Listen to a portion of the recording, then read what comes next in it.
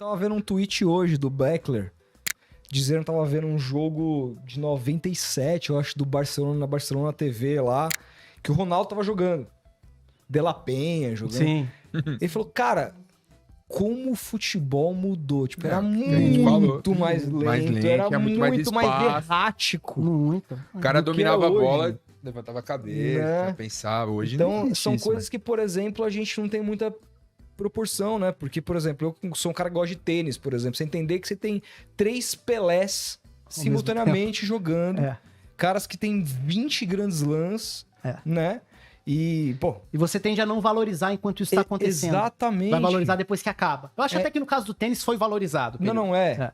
Agora... Isso vai rolar com o Messi e Cristiano Ronaldo, vai. Exato. Mas assim, o tênis é mais fácil porque é um esporte individual, querendo ou não. E é muito...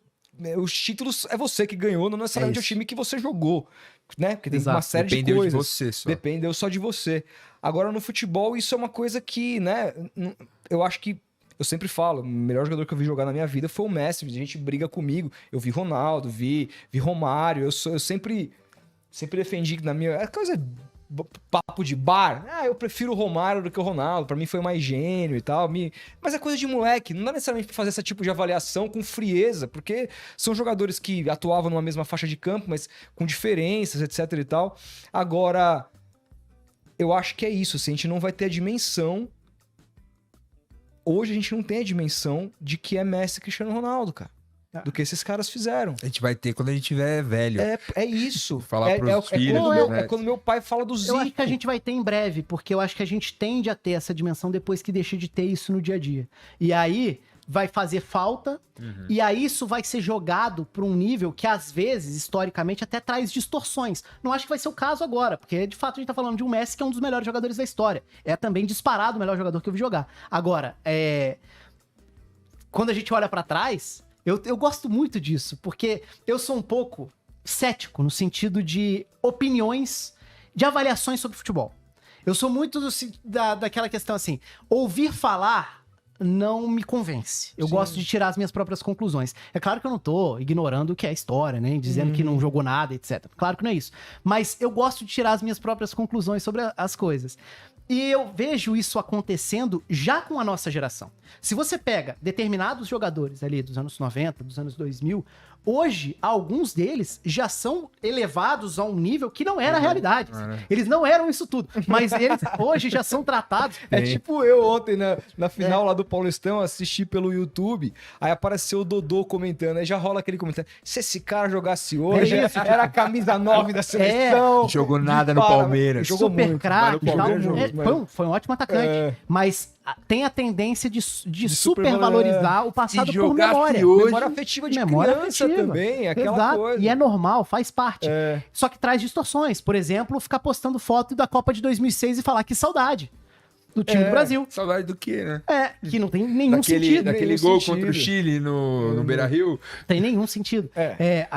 Era uma grande reunião de jogadores. Mas aquela foto de 2006, ela não pode ser usada como símbolo de saudade. Porque ela não corresponde ao que foi apresentado. E sabe uma coisa que eu fiz agora durante a pandemia, que abriu um pouco nesse sentido? Eu, no canal, naquele período que ficou tudo parado, eu resolvi começar a ver jogos históricos. E a catar jogos, assim, de YouTube e outros sites que tem, jogos na íntegra, e começar a ver jogos antigos de diversas épocas. Eu comecei mais com curiosidade do que eu vi, mas que não com o mesmo olhar e tudo, e comecei a pegar jogos. Isso me abriu um pouco esse olhar do quero tirar as minhas próprias conclusões.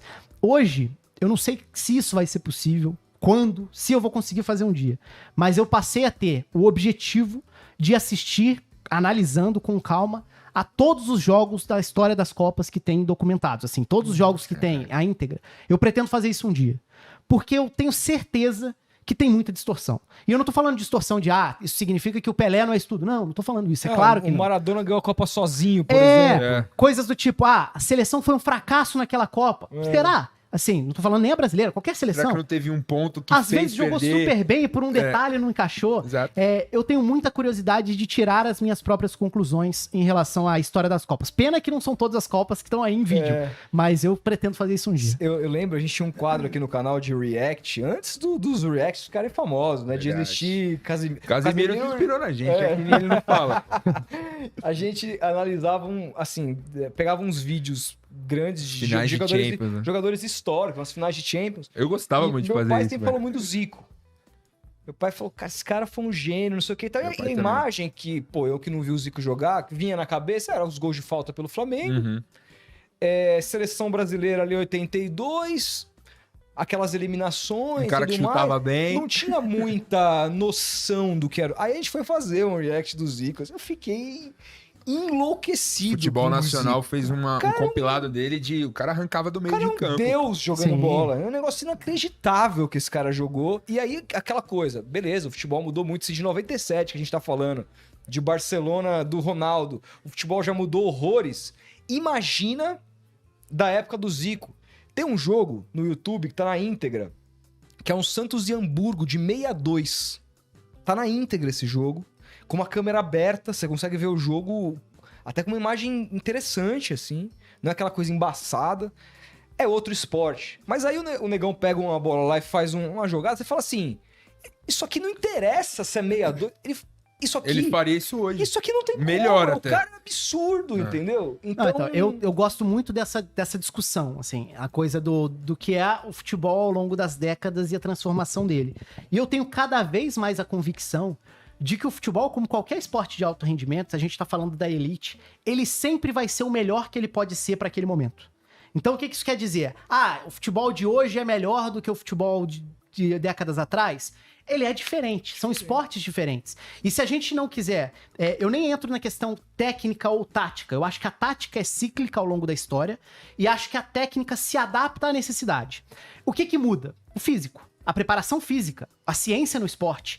Não tem como a gente discutir esse aspecto. Que o jogo ficou muito mais físico e que os caras são muito mais atletas, isso é indiscutível. Então o jogo obrigatoriamente mudou. Isso significa que quem era menos físico, menos atleta há décadas atrás não prestava? Não, significa que aqueles eram os melhores porque era aquele mundo. Então eu acho que a comparação de épocas, ela não cabe porque são mundos diferentes. E cada época vai ter os seus melhores pro que é possível naquele período. Não, e esses caras com esses extra classes, esses gênios, se jogassem hoje, estariam adaptados à realidade de hoje, à preparação física de hoje, à ciência do esporte de hoje. E Possivelmente. seriam tão bons quanto foram, ou até melhores. Possivelmente, assim. Possivelmente. É porque eu acho que aí a técnica também é diferente. Muita gente fala, e eu acho válido esse argumento, a coisa do... O futebol era mais plástico, era mais técnico. Eu acho que o fato do jogo ser menos físico e permitir mais espaços e ser jogado de uma forma mais lenta, permitia movimentos mais clássicos. Zidane. E se a gente volta a outras décadas, então, nem se fala. Demir O jogo Dagui. era muito plástico. Porque a técnica daquele período era essa. A técnica de hoje, ela não permite que você faça movimentos tão plásticos, porque a técnica mais alta de hoje é você resolver uma situação numa fração de segundo. Porque é o que o jogo te obriga a fazer hoje. Então, assim, pegar um jogador de uma época e jogar na outra, é impossível saber. É impossível saber.